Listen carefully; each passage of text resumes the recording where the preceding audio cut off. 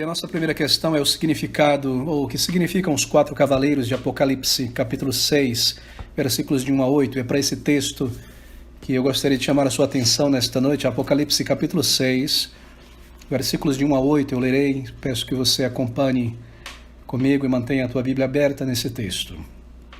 Estas palavras de João pelo Espírito: E havendo o cordeiro aberto um dos selos, olhei, e ouvi um dos 4 animais que dizia como em voz de trovão: Vem e vê. E olhei, e eis um cavalo branco, e o que estava sentado sobre ele tinha um arco, e foi-lhe dado uma coroa, e saiu vitorioso e para vencer.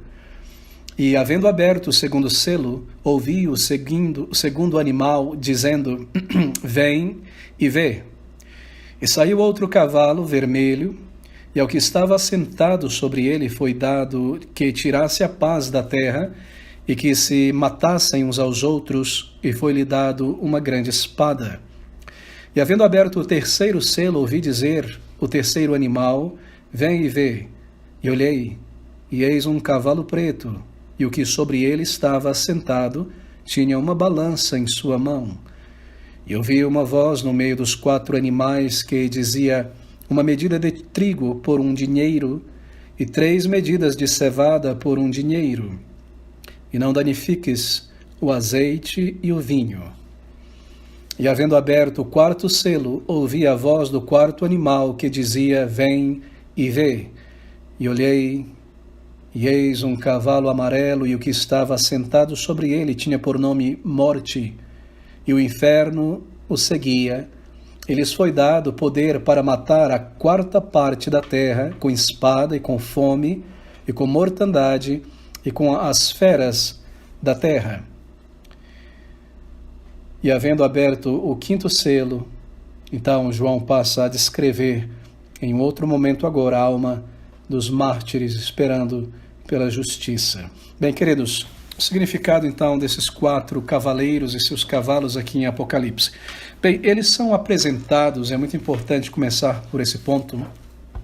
Esses 4 cavaleiros, eles são apresentados no contexto do capítulo 5, que introduz os selos que serão abertos, ou seja, esses 4 cavaleiros são representados aqui no contexto dos selos divinos, do rolo, livro que será aberto. No versículo 1, nós iremos acompanhar agora do capítulo 5, esse capítulo ele introduz os selos. E nós lemos no versículo 1: E vi na destra do que estava sentado sobre o trono um livro escrito por dentro e por fora, selado com 7 selos. Bem, o livro ele está na mão de Deus. E vi na destra, na mão direita, isto é, não na testa, mas na destra do que estava sentado sobre o trono, um livro. O livro está na mão de Deus. O Pai, na mão direita do Pai está um livro. Bem, esse livro, ele é um pergaminho, ou ele é um rolo, na verdade. Isso é confirmado no capítulo 6, versículo de número 14. Observe: E o céu retirou-se como um livro que se enrola, e todos os nomes, montes e ilhas foram removidos dos seus lugares. A ideia deste livro do capítulo 5 é uma espécie de um rolo. É um livro como um pergaminho antigo, grego ou hebreu. E esse livro, ele registra, ou ele representa, veja isso, o plano de Deus, o decreto de Deus que cobre todas as coisas.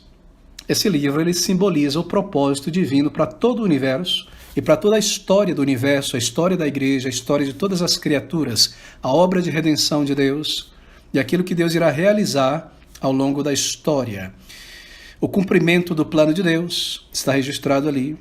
A promessa de um Redentor, tudo que se desdobra desde aquela promessa de um Redentor em Gênesis 3,15, está registrado nesse livro aqui. E é por isso que o livro ele é completo. Em outros sentidos, ele está escrito em ambos os lados, escrito por dentro e por fora, porque é um pergaminho, então, em ambos os lados, não na capa de dentro e na capa de fora, mas como um pergaminho em ambos os lados. É um livro completo, porque o que está registrado nesse livro trata de toda a história do universo, todos os planos de Deus, planos redentivos, promessas do Senhor e tudo que haverá de ser realizado na história com relação à vontade de Deus, tendo em vista sua igreja. E nós lemos na segunda parte desse versículo 1 do capítulo 5, que esse pergaminho ele está selado com 7 selos. Veja a segunda parte. Um livro escrito por dentro e por fora, selado com 7 selos. Talvez você possa observar aquele rolo, aquele pergaminho, e ao longo da borda da página, não a página, mas ao longo da borda daquele rolo, a borda final, tem-se o selo real, 7 selos, não é aquela cera, digamos, com o anel do rei selando. E a ideia aqui é que esse livro, ele foi fechado, ele foi guardado, o conteúdo está ali dentro, mas ele não foi revelado. E o rolo fechado significa que o plano de Deus, ele não está revelado e ele não está executado ainda.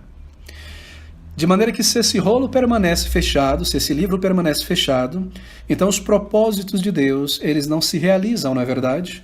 O seu plano, a sua vontade não é cumprida, porque o livro está fechado. Mas sendo quebrados os selos, sendo aberto o livro, significa então que tanto o conteúdo dele é revelado, como também é cumprido. E essa é a ideia do versículo 1. E vi na destra do que estava sentado sobre o trono um livro escrito por dentro e por fora, selado com 7 selos. Bem, mas a pergunta é então, quem poderia dar cabo, quem poderia realizar este plano de Deus que está registrado, descrito dentro desse grande e maravilhoso livro aqui? Quem seria tão poderoso, quem seria tão justo, tão digno, tão santo, para desdobrar, executar o plano, a vontade de Deus ao longo da história do universo, ao longo da história da humanidade? E essa é a pergunta que é feita no versículo 2. E vi um anjo forte bradando com grande voz: quem é digno de abrir o livro e de desatar os seus selos? Bem, a voz é muito grande, bradando com grande voz. Ela é tão alta, a voz desse anjo bradando, que todo o universo, nós lemos, todo o universo pode ouvir. E ninguém no céu, nem na terra, nem debaixo da terra podia abrir o livro, nem olhar para ele. Ou seja, há um brado clamando e dizendo ao universo: quem poderá cumprir, quem é digno, poderoso, reto, justo, sábio, completo em todos os atributos, para cumprir este plano divino, para abrir esse livro e desdobrá-lo e executá-lo? E assim o anjo clama para o universo inteiro, e nós vemos que ninguém responde, porque nem debaixo da terra, no céu, ninguém podia abrir o livro, nem olhar para ele. E é baseado nisso, nessa informação, que nós lemos o versículo 4. João, chorava muito, porque ninguém for achado digno de abrir o livro, nem de o ler, nem de olhar para ele. Assim, queridos irmãos, quando é anunciado que não há ninguém para cumprir o plano de Deus em relação à igreja, em relação ao universo, seus planos santos, retos e justos, então João, que observa aquela visão, entendendo o conteúdo daquele livro que se refere a isso, ele chora muito. E ele chora porque não foi achado ninguém digno de cumprir, nem de ler, nem de olhar, nem observar esse livro. Assim, nós lemos então o versículo de número 5. E disse-me um dos anciãos, não mais o anjo, mas um ancião, alguém que viveu, um homem que experimentou a redenção: não chores, eis aqui o leão da tribo de Judá, a raiz de Davi, que venceu para abrir o livro e desatar os seus 7 selos. Bem, esse é Cristo, é uma referência ao Senhor Jesus Cristo. Cristo, que venceu, o leão da tribo de Judá, a raiz de Davi, que venceu para abrir o livro e desatar os seus selos. Assim, o Senhor Jesus Cristo, ele venceu na cruz, de maneira que o grande obstáculo, que é o pecado, foi removido. O sangue do Senhor Jesus Cristo foi derramado e a vitória do pecado foi alcançada sobre Satanás. E assim, Cristo, tendo vencido, ele é apto, ele é digno de colocar as suas mãos, de olhar para aquele livro, de abri-lo e de executá-lo. Isto é, ele conquistou o diabo, ele conquistou a morte, ele venceu, ele é digno, como um cordeiro que foi sacrificado. O que está em vista aqui é a sua morte.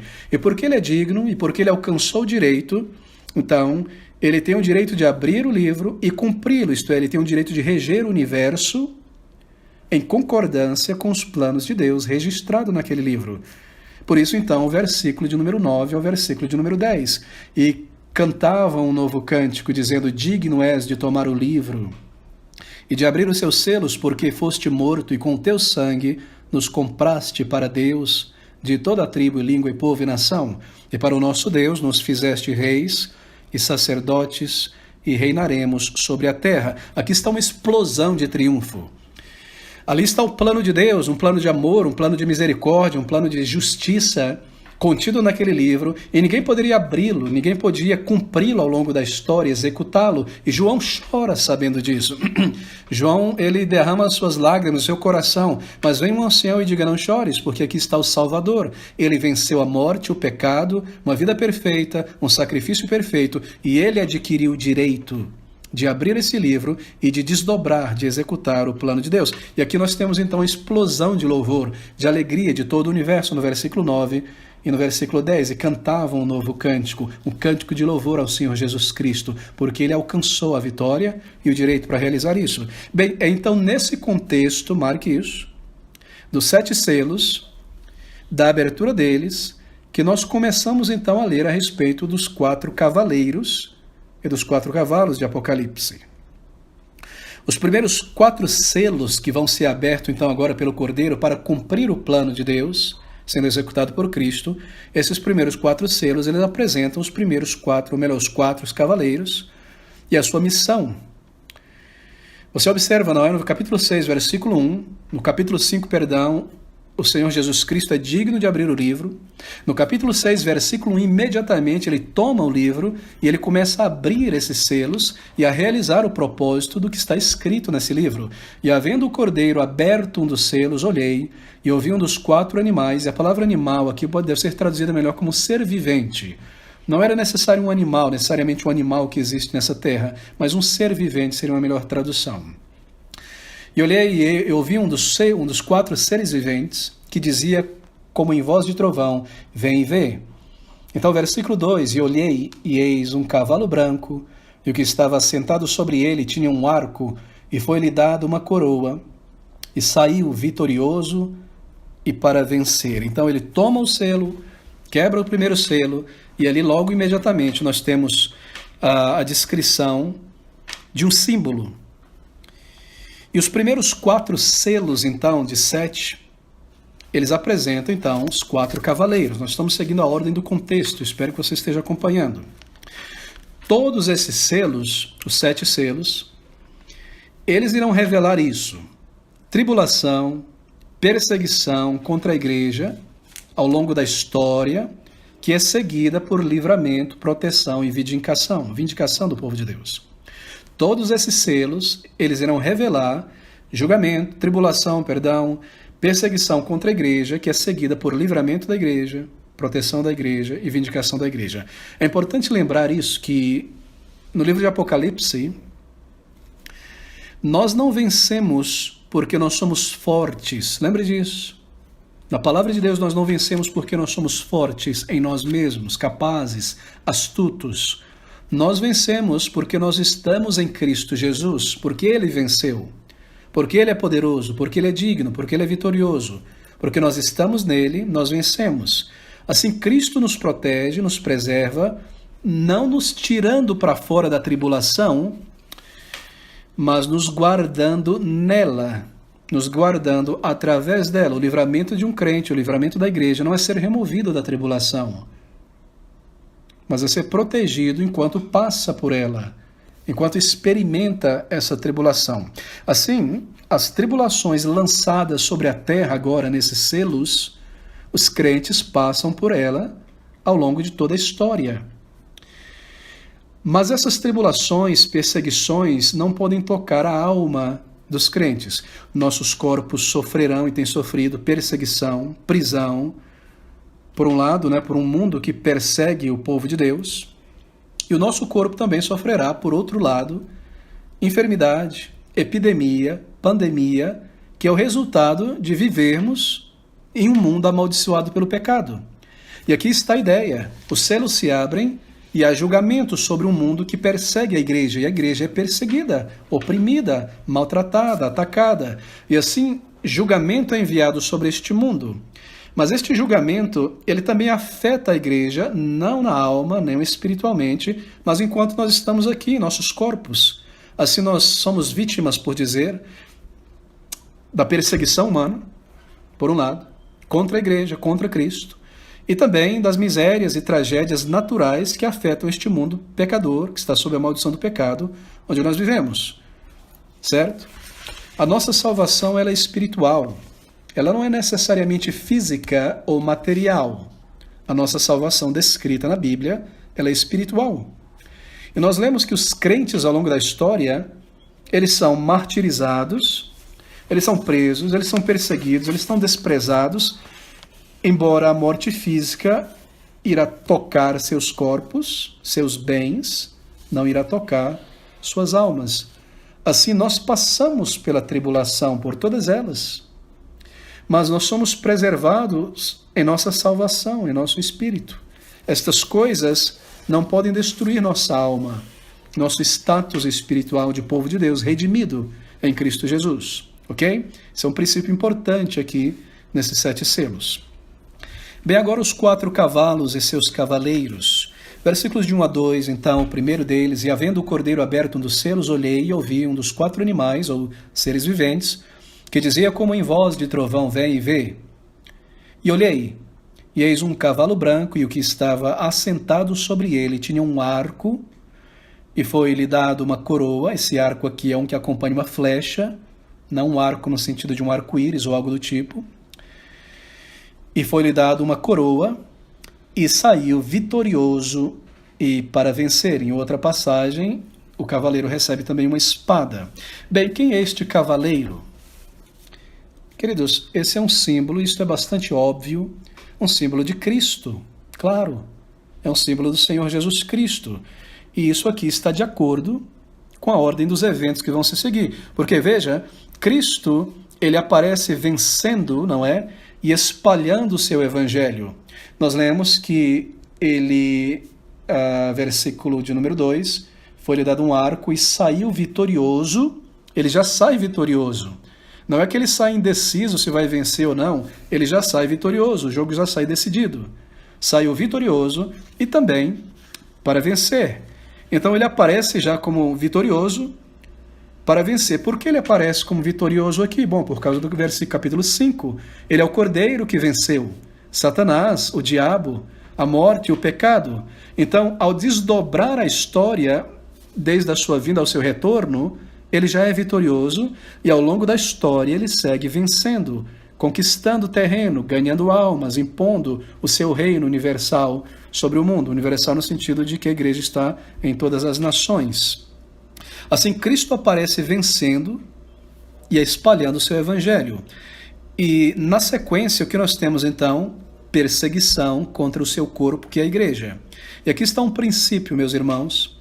Todas as vezes que Cristo é revelado aqui nesse livro, o seu evangelho, a sua vitória, logo na sequência, então, a perseguição contra o seu corpo, que é a igreja.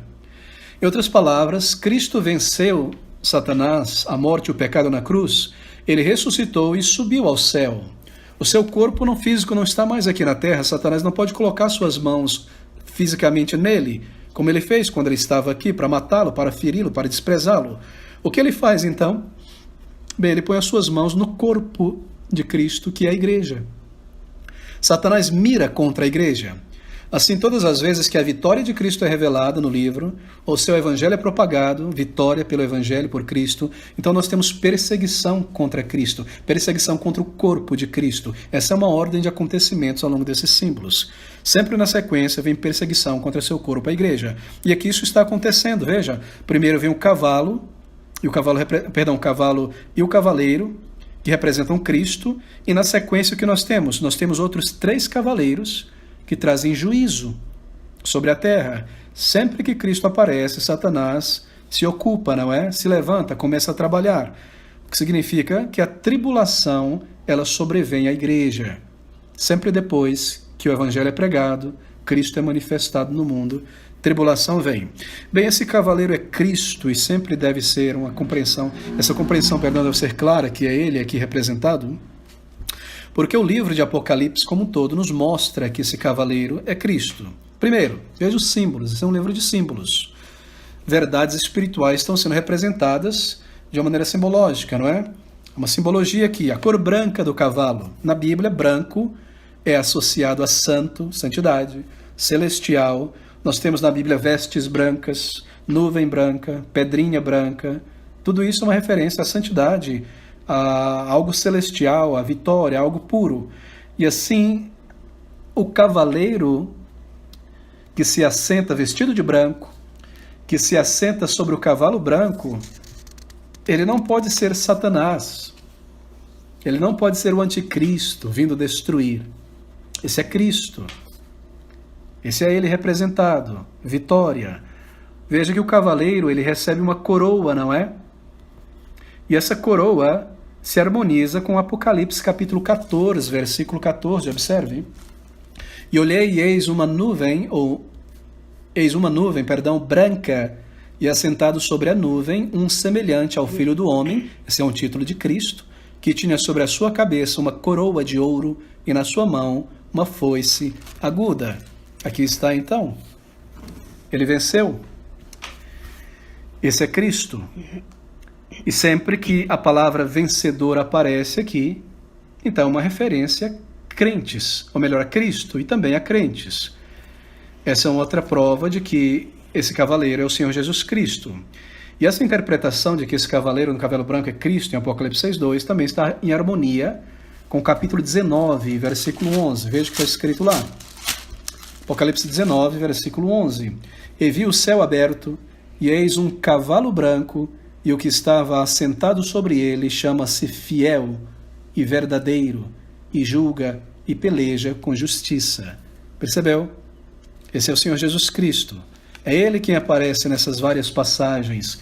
É o mesmo personagem, representado às vezes com uma pequena variação, ali com uma foice, aqui com um arco, uma coroa, vindo na nuvem, aqui vindo com um cavalo branco, mas são representações simbólicas da mesma pessoa. É o Senhor Jesus Cristo aqui. De maneira que o tema de Apocalipse inteiro, lembre disso, o tema inteiro do livro de Apocalipse é a vitória de Cristo e a sua igreja. Veja isso no capítulo 17, versículo 14. É sobre a vitória de Cristo e a sua igreja.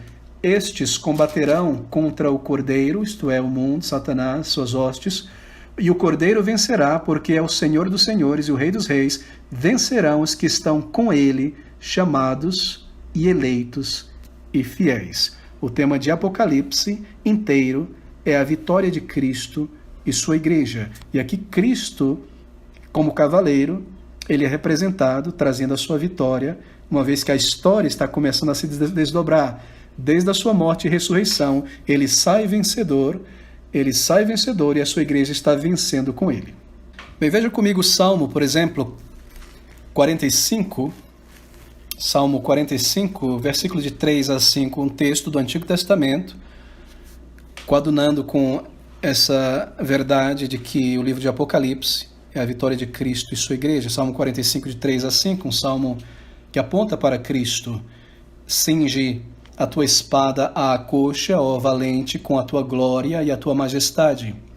E neste teu esplendor cavalga prosperamente, por causa da verdade, da mansidão e da justiça, e a tua destra te ensinará coisas terríveis. As tuas flechas são agudas no coração dos inimigos do rei, e por elas os povos caíram debaixo de ti. Perfeito, não é? Esse é um salmo messiânico, um salmo que aponta para Cristo e a sua vitória. E o livro de Apocalipse está tomando essa ideia aqui no capítulo de número 6 e ilustrando mais uma vez na pessoa do Senhor Jesus Cristo, quando ele, ao ser aberto o selo, ele próprio, lemos versículo 2, olhei, e eis um cavalo branco, e o que estava sentado sobre ele tinha um arco, e foi-lhe dado uma coroa, vitória, e saiu vitorioso e para vencer. Bem, então, esse é um simbolismo de Cristo. E é importante lembrar também que o simbolismo do livro de Apocalipse, ele se funda no Antigo Testamento. A maioria desses símbolos que nós encontramos, grande maioria desses símbolos de Apocalipse, não são novos aqui, não surgem pela primeira vez neste livro. Eles são símbolos encontrados no Antigo Testamento. Por exemplo, se você anotar e ler depois Ezequiel, capítulo 5, versículo 17, Ezequiel 14, 21, Zacarias capítulo 1, versículo 8, e o livro de Daniel, você vai encontrar esse grupo de imagens ali que nós encontramos aqui no livro de Apocalipse, as bestas que sobem do mar, os animais, os chifres, as visões, o cavaleiro, tudo está aqui, morte, mortandade. Isso é repetido no livro de Apocalipse, de maneira que aqueles crentes entendiam estas figuras, não havia dificuldade para eles em compreender essas coisas.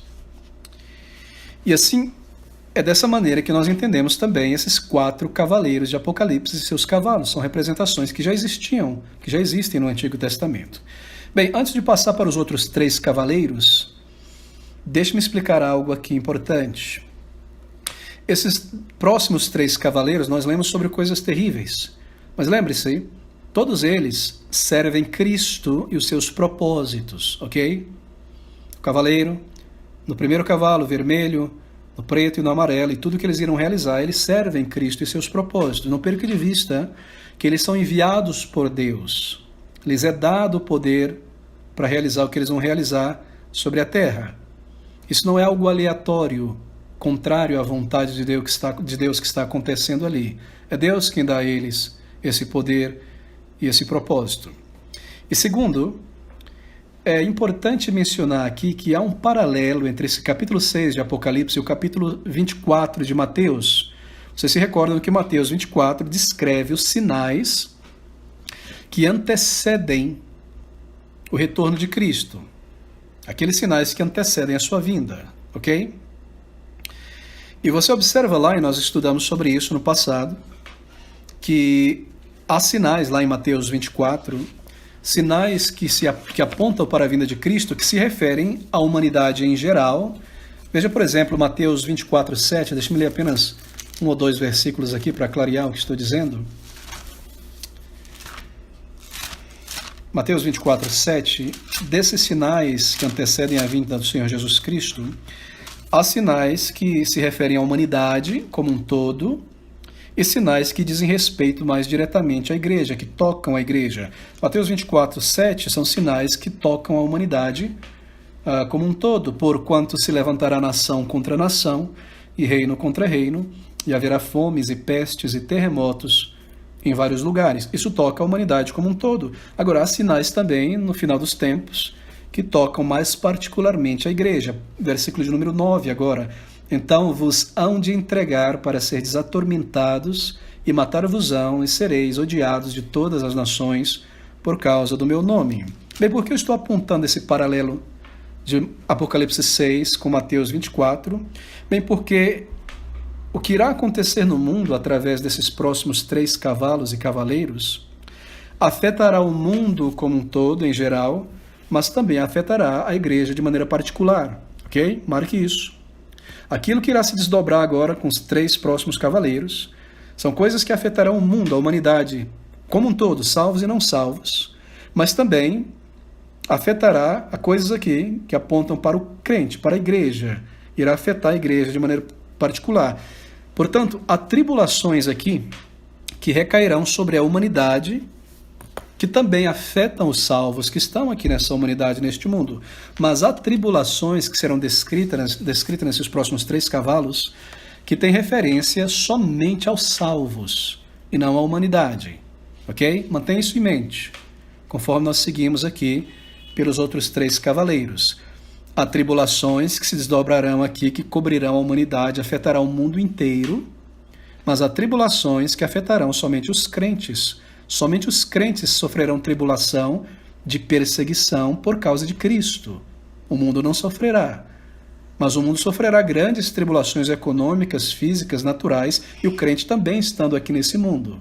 Então há essa diferenciação na descrição dos próximos cavaleiros. Assim, por exemplo, o 2º e o 3º cavaleiro, eles descrevem o que acontece com os crentes ao longo da história por permanecerem fiéis a Cristo.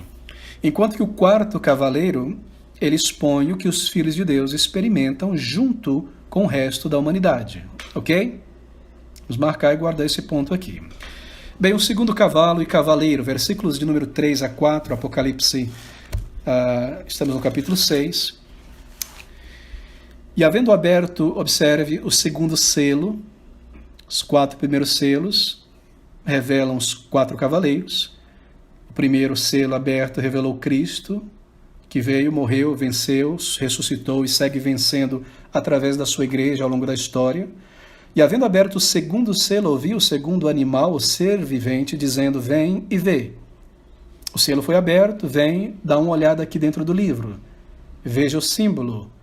E saiu outro cavalo, vermelho, e ao que estava sentado sobre ele foi dado a ele, lembre-se, que tirasse a paz da terra e que se matassem uns aos outros, e foi-lhe dada uma grande espada. Bem, isso é muito interessante. Nós cremos, e a maioria dos comentadores bíblicos se fundamentam nesse ponto, essa interpretação correta, penso eu, nós cremos que a perseguição, ou melhor, esse cavaleiro, ele se refere à perseguição religiosa lançada contra os filhos de Deus, que irá acontecer ao longo da história até o final. A ideia aqui não é tanto de guerra e mortes, não é? No mundo. A ideia aqui é de carnificina, de sacrifício, de martírio em vez de guerra. Lembre-se, essas coisas descritas aqui, elas estão acontecendo ao longo de toda a história, desde a vinda de Cristo até o final. Essas coisas não se referem a um evento que irá acontecer no século III, ou no século XVIII, ou no século XIX, não. Esses são símbolos que representam o governo moral de Deus sobre a humanidade, a resposta de Deus à incredulidade, à impiedade da humanidade. Então isso aqui estará acontecendo desde a ressurreição de Cristo até o final. Cada século haverão 4 cavaleiros, 4 cavalos, morte, miséria, tragédia. Isso irá acontecer ao longo de toda a história até o final. Parêntese, lembre-se que o livro de Apocalipse são 7 ciclos, 7 visões, 7 ciclos.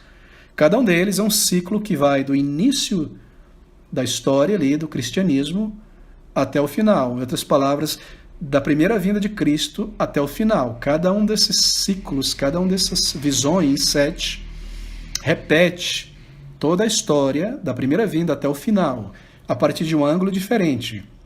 E em cada ciclo se intensifica a perseguição, se torna mais claro o simbolismo. A perseguição é apenas manifestada no primeiro ciclo, o segundo e o terceiro se torna mais claro, com mais detalhes, etc., até a grande tribulação e o final. As bênçãos, a manifestação de Cristo é simbolicamente apresentada, mas é intensificada até a sua própria vinda nas nuvens no final. Então esses cavaleiros, essa simbologia, irá acontecer ao longo da história, em cada época da existência da igreja. De maneira que o que está acontecendo aqui, essas guerras, morticínio, morte de cristãos, sacrifícios, assim por dizer, mortandade, irá acontecer ao longo de toda a história. A ideia de guerra sobre a terra, guerra de nações contra nações, vai se tornar mais visível somente no 4º cavaleiro. De maneira que no 2º cavaleiro vermelho aqui, cavalo vermelho, a ideia não é guerra de nações contra nações, a ideia é de carnificina, morte de crentes, martírio. Isso é o que se destaca aqui. Aqui nós temos uma referência à perseguição que é realizada pelo mundo contra a igreja. O 2º cavalo, lembre-se, ele vem depois do primeiro, e sempre que Cristo é revelado, então vem perseguição contra a igreja. Aqueles que querem viver piamente em Cristo, aqueles que querem revelar a vida de Cristo em si, os atributos, ou melhor, as glórias, as virtudes de Cristo, logo eles sofrerão perseguição. É você buscar viver uma vida piamente em Cristo, revelando Cristo nesse mundo, que você vai ter perseguição, seja uma perseguição velada, direta, indireta, física. Isso é um fato ao longo de toda a história. Assim, quando Cristo é revelado como vitorioso, então vem perseguição contra o corpo de Cristo que está na igreja. Isso, meus irmãos, está de acordo com Mateus, capítulo 10. Abra comigo rapidamente.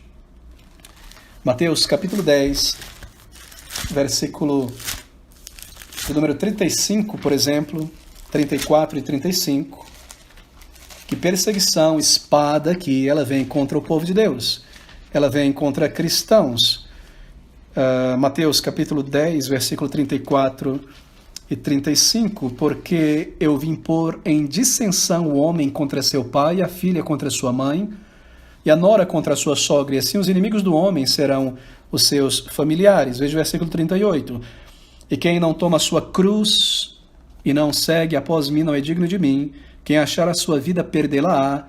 Quem perder a sua vida por amor de mim, achá-la-á. Nós lemos que Cristo ele vem trazer a espada, e essa ideia de espada aqui, nesse versículo 4 de Apocalipse, lhe foi dado que tirasse a paz da terra e que se matassem uns aos outros, e foi-lhe dado uma grande espada.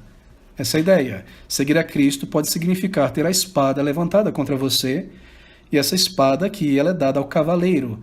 É uma espada sacrificial, meus irmãos. Deixa-me explicar isso aqui para esclarecer. Aqui no versículo 4, no final, uma grande espada, a palavra grega traduzida aqui como espada, há mais de uma palavra no grego para facão ou espada. A palavra aqui é de um instrumento sacrificial. É como um cutelo. Lhe foi dada uma adaga, foi dada a esse cavaleiro uma adaga, um cutelo, como o cutelo de Abraão para matar Isaque como um sacrifício. Essa é a ideia aqui. Para que se matassem uns aos outros não se refere a guerras. Esse termo ele refere à morte. Deixa-me concluir esse ponto aqui. Há uma outra palavra que é utilizada para simbolizar a guerra, a espada da guerra, a espada que tem em vista guerra entre nações. E nós veremos em alguns minutos. Mas não é essa que aparece aqui. Aqui é a ideia de uma faca, de uma espada para o sacrifício. É o povo de Deus que será sacrificado, martirizado, sangue que será jorrado aqui. Então marque essa ideia. É a palavra machaira, uma adaga sacrificial, um cutelo como o de Abraão, ok? Mas nós lemos aqui no versículo 4 que se matassem uns aos outros. Traz essa ideia de guerra, mas não é. Por exemplo, esse termo matassem uns aos outros é uma referência também à morte de Cristo e de crentes. Deixa eu tentar ilustrar isso aqui. Apocalipse capítulo 6 ainda, versículo 9. Veja o que está escrito.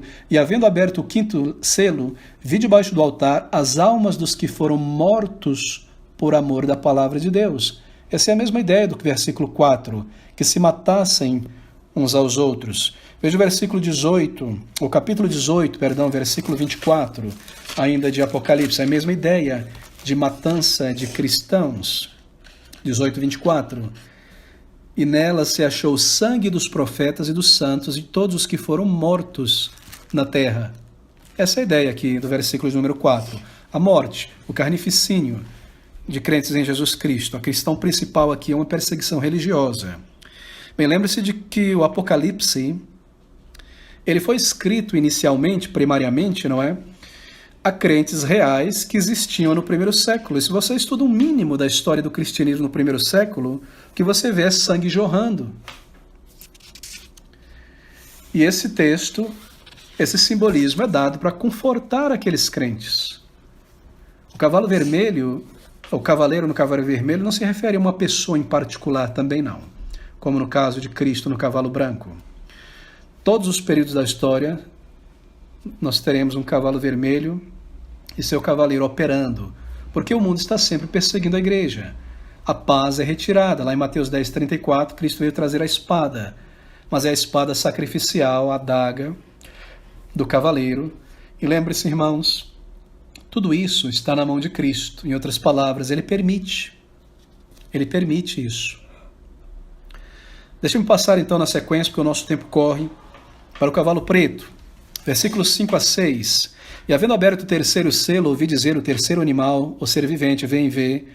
E olhei, e eis um cavalo preto, e o que sobre ele estava sentado tinha uma balança em sua mão. E a imagem é muito interessante aqui.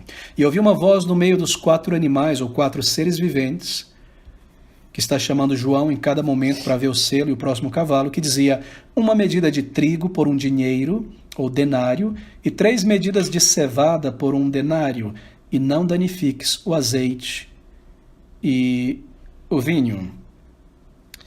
O que é isso aqui?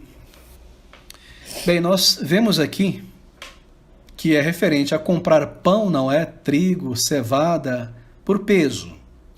E todas as vezes que nós lemos sobre comprar pão, cevada, trigo por peso, é uma referência na Bíblia a uma situação econômica difícil, calamitosa. Uma medida de trigo por um denário. Um denário é o trabalho de um dia de um assalariado, de um jornaleiro, de alguém que trabalha uma jornada. Nós lemos nas parábolas do Senhor Jesus, não é, que o dono da vinha contratou as pessoas por um dinheiro por dia, um denário por dia. E o que isso quer dizer aqui? Que um homem ele irá trabalhar em um determinado momento para receber um valor que só dá para manter a ele próprio, uma medida de trigo para se alimentar por um denário. E a sua família? Ele não pode manter, né? O que está em vista aqui é que haverão dificuldades materiais terríveis ao longo da história até o final. Não é fome, irmãos, que está em vista aqui, certo? Porque o texto diz que há alimento. Se você tiver dinheiro, é claro, uma medida de trigo por um denário é muito caro, mas isso não significa fome. Se você tem muito dinheiro, você continua comendo trigo, e não cevada, que é mais barato. Então a referência não é fome, a referência é dificuldades materiais que irão sobrecair a humanidade ao longo de toda a história, e isso irá afligir a igreja. Agora observe, o texto dizendo no versículo 6, no final, não danifiques o azeite e o vinho. Ou seja, o azeite e o vinho está em contraste com o trigo e a cevada. Trigo e cevada é básico para a vida, é arroz e feijão. Azeite e vinho é caviar, não é? Etc. O básico será tocado, mas o luxo não será tocado.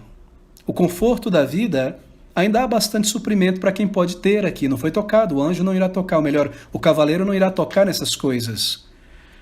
Agora, essas coisas maravilhosas, azeite e vinho, está fora de alcance do homem que já tem dificuldade para comprar trigo, pão, prover acesso básico às coisas básicas para a sua família. Qual é o quadro aqui, então, nesse versículo?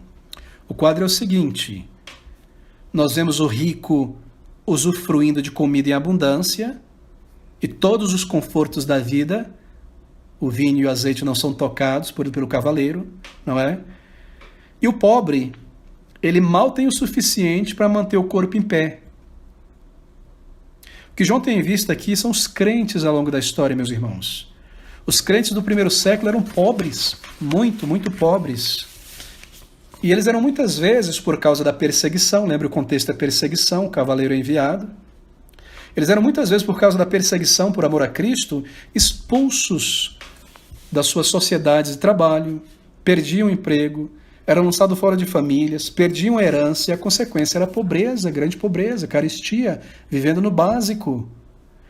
E é claro, isso é uma verdade ao longo de toda a história do cristianismo. Os filhos de Deus, eles muitas vezes são barrados do trabalho, da profissão, por serem fiéis às suas convicções, não é? Vão perder cargo, por não participarem da fofoca, da imoralidade, do barzinho, não vão subir a escadaria, por não participarem de conchavo, de complô, não vão alcançar grandes coisas por causa dos seus princípios, vão viver com o básico muitas vezes e sofrerem perseguição. Assim, o crente ele pode vir a sofrer carestia, dificuldades materiais, enquanto o rico opressor, ninguém toca o seu azeite, ninguém toca o seu vinho. Ou seja, ao longo da história, haverá carestia, dificuldades para o povo de Deus. São assolações que sobrecaem a igreja também. De maneira que os dois primeiros cavalos e cavaleiros pertencem à mesma categoria. Ambos estão descrevendo aqui a perseguição, a opressão do povo de Deus ao longo da história. No cavalo vermelho, os cristãos sofrem martírio pela espada sacrificial, pelo testemunho de Cristo. Século I, a Inquisição católica, muçulmano, ao longo de toda a história, milhares e milhares mortos. E no cavalo preto, eles sofrem dificuldades, carestias, não é? Grande carestias. Veja uma prova disso em Hebreus, capítulo 10, versículos número 32 e 34, o autor dizendo: lembrai-vos, porém, dos dias passados em que, depois de serdes iluminados, suportastes grande combate de aflição. Em parte, fostes feitos espetáculo como vitupérios e tribulações no Coliseu Romano, as feras, morticínio e tudo isso. E ele segue dizendo: e em parte fostes participantes com os que assim foram tratados, porque também vos compadecesses de mim, etc. Ele segue dizendo: E ele dirá então no versículo, ainda nesse capítulo, que eles sofreram mesmo até o espólio de seus bens. Então é isso que está acontecendo com o povo de Deus aqui no primeiro século, e é o que irá acontecer ao longo de todo o século. Quantas centenas de milhares de pessoas foram mortas à espada pelo testemunho de Cristo, noite de São Bartolomeu na França, e ao longo de 3 séculos, quase 4 séculos de Inquisição, e antes disso, na mão dos mouros, e quanto mais agora, em países islâmicos, comunistas, budistas, hinduístas, ali na Colômbia, em toda parte. E quantos cristãos não vivem em grande carestia no Egito, no Sudão, na Venezuela, em períodos da história? Esses cavalos e seus cavaleiros, eles vêm à terra, assim por dizer, é um símbolo da mortandade contra o povo de Deus, da carestia contra o povo de Deus, ao longo de toda a história, meus irmãos. Assim, esses 2 cavaleiros pertencem à mesma categoria. Bem, esses 2 cavalos e seus cavaleiros representam, então, opressão, injustiça, dificuldade econômica através dos séculos da igreja. Significa que o mundo perseguirá ferozmente a igreja ao longo da história de todas as maneiras, mas lembre-se, tudo isso é instrumento na mão de Cristo para purificar a igreja. Porque uma igreja perseguida, um crente em carestia, ele santifica muito mais a sua vida se aproximando do Senhor em temor, em comunhão com Ele. E lembre-se que a santificação da igreja, meus irmãos, é descrita na Bíblia como que pelo fogo, certo? A igreja é ouro, prata, pedras preciosas, os verdadeiros salvos não são palha, feno e madeira. E ela é santificada pelo fogo, como o ouro, quando ele é colocado no fogo e derretido, as impurezas evaporam, são separadas. É a tribulação que santifica a igreja. Assim, essas tribulações são enviadas sobre a humanidade, mas permitidas, mas elas purificam, elas operam para o bem da igreja, preparando o povo de Deus para um maior testemunho, provar a Cristo, peneirar quem são verdadeiramente o povo de Deus. Assim, é por isso que nós lemos que é dado aos cavaleiros. Eles não têm lhes é dado o poder de fazer essas coisas. Mas deixe-me correr, versículo 7 e 8, cavalo amarelo. Espero que todos estejam acompanhando. Deixe-me voltar aqui para Apocalipse 6. Versículos de número 7 a 8. E havendo aberto o 4º selo, ouvi a voz do 4º ser vivente que dizia: vem e vê. E olhei e eis um cavalo amarelo, e o que estava assentado sobre ele tinha por nome Morte. E o inferno seguia, e foi-lhes dado o poder para, observe agora, matar. Aqui nós temos guerra. A 4ª parte da terra com espada, e aqui é uma outra espada, não a cerimonial, é um outro termo grego. E com fome, e com mortandade, e com as feras da terra. Bem, o que nós temos aqui? Aqui nós temos o 2º grupo de tribulações pela qual a igreja irá passar. Será que não foi suficiente para a igreja passar por tribulações focada nela, contra ela? Não. Aqui nós temos tribulações que o mundo incrédulo irá passar, mas porque a igreja está nesse mundo, ela também irá passar por essas tribulações. O foco dessas tribulações agora é o mundo, a humanidade, que está em um mundo amaldiçoado pelo pecado e vive em pecado, mas porque o crente vive nesse contexto histórico, nesse mundo, ele irá passar também por essas tribulações. Recaem sobre ele as tribulações que recaem sobre o mundo. São desfortúnios, são desgraças que a igreja deve sofrer, simplesmente porque ela está no mundo. E aqui, tudo isso é representado através de um cavalo numa cor doentia, uma cor verde amarelado. Já viu aquela cor verde amarelado quando a pessoa passa mal, a pressão baixa? Essa é a ideia. Doença, morte simbolizado aqui. Aqui nós temos então morte em geral, na sua forma universal, ao longo da história. Porque isso aqui afeta crentes e não crentes. E seguindo a morte, nós lemos que vem o inferno. O inferno poderia ser melhor trazido aqui como Hades. O que isso quer dizer? Que a morte ceifa, o coronavírus ceifa, a bala ceifa, o câncer ceifa, e o Hades coleta. O mundo dos mortos, a habitação dos mortos, coleta todos, para serem julgados, certo? Assim o inferno, o Hades, o lugar dos mortos, a habitação dos mortos, segue a foice, segue a morte. Bem, o termo espada aqui, como eu mencionei, é diferente lá do versículo 4. O termo espada aqui jamais não é aquele termo que eu mencionei, é o termo ranfaia. E o termo ranfaia, quando utilizado para espada no Apocalipse, se refere à guerra. Veja, por exemplo, Apocalipse 2,16, ele está presente ali. Arrepende-te, Diz Cristo à igreja de Pérgamo: pois quando não em breve virei a ti, e contra eles batalharei com a ranfaia, espada da minha boca. Guerra de Cristo contra essa igreja, combatendo ela. Então essa é a ideia desse simbolismo. Essas 4 figuras que nós temos aqui no versículo 7 a 8. Guerra entre as nações, não é? Fome, pestilência e feras, simbolizam todas as desgraças universais que crentes sofrem junto com a humanidade ao longo da história. O crente, ele morre na guerra, não é? Primeira, segunda guerra, qualquer guerra, o crente está ali. O crente, às vezes, morre no meio da carestia e da fome. O resultado dela, não é? A cólera, o que quer que seja. Ele morre de pestilência, de coronavírus, de pandemia, às vezes de feras, pode ser picado por uma cobra, mordido por uma vespa, inchado ou alergia. Ao longo da história, as pessoas estão morrendo por essas 4 formas aqui, que representam todas as formas de morte. E porque afeta o mundo debaixo do pecado, afeta também o crente. Queridos irmãos, nós vivemos em um mundo que é um cemitério. A terra que nós andamos é um cemitério, cheio de ossos e sangue. O mundo, ele é regado por sangue, é osso para todo lado, em qualquer parte do mundo. A morte ao longo dos séculos, em todos os tipos. Nesse momento que nós estamos conversando aqui, se nós tivéssemos uma visão além do alcance e olhássemos pelo horizonte aqui, além das paredes, nós veríamos almas subindo nesse momento agora, às 9h07, para a eternidade.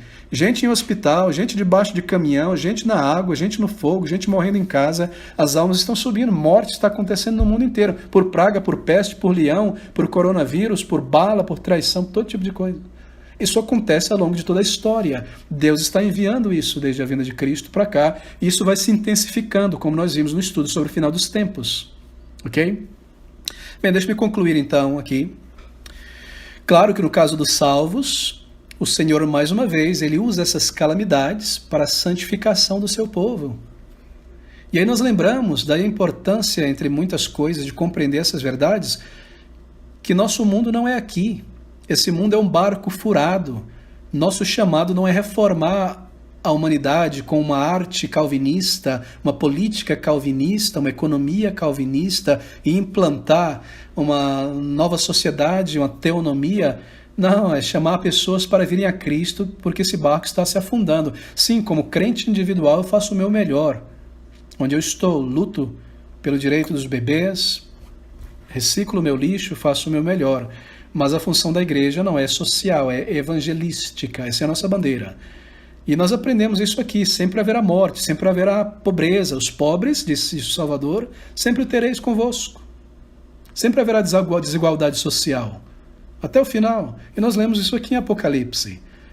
Então, queridos, no caso dos salvos e da igreja, o Senhor usa essa calamidade para nos desenraizar desse mundo, nos mostrar que nosso país não é aqui, nós somos peregrinos em tendas, esse é um mundo mau. Não podemos tirar nossa alegria, prazer e felicidade desse mundo. E quando a gente começa a tentar extrair daqui de carreira, de bens, de farra, o que quer que seja, logo a gente é decepcionado, não é? Perseguido, colocado para trás. Isso lembra que nós não pertencemos a este mundo e nem devemos pertencer.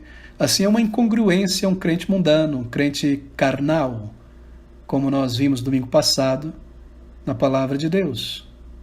Imaturidade, desconhecimento aqui da palavra de Deus.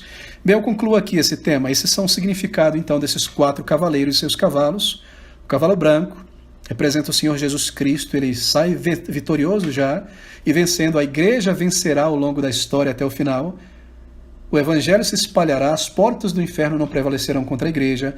Todos os eleitos de Deus serão reunidos. Vidas serão salvas debaixo de perseguição comunista, islâmica, ideologia de gênero, ideologia marxista, o que quer que seja, qualquer ideologia, ao longo de toda a história, na pobreza, na riqueza, a igreja segue vencendo. A igreja segue sendo reunida. Cristo segue vencendo e vitorioso. Ele venceu na cruz, recebeu sua coroa, e ele cavalga, ganhando terreno e vencendo, estabelecendo o seu reino. O cavalo vermelho representa mortandade entre o povo de Deus. Cavalo preto, dificuldades econômicas e a pobreza devido à injustiça humana. A má divisão de renda, o orgulho, a ganância, isso afeta todos e afeta a igreja também. Isso sempre acontecerá.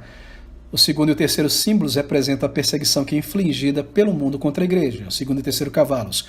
Já o quarto, cavaleiro, cavalo pálido, amarelo, representa guerra, pestes, pandemias, fomes, feras, que assolam essa humanidade decaída em pecado.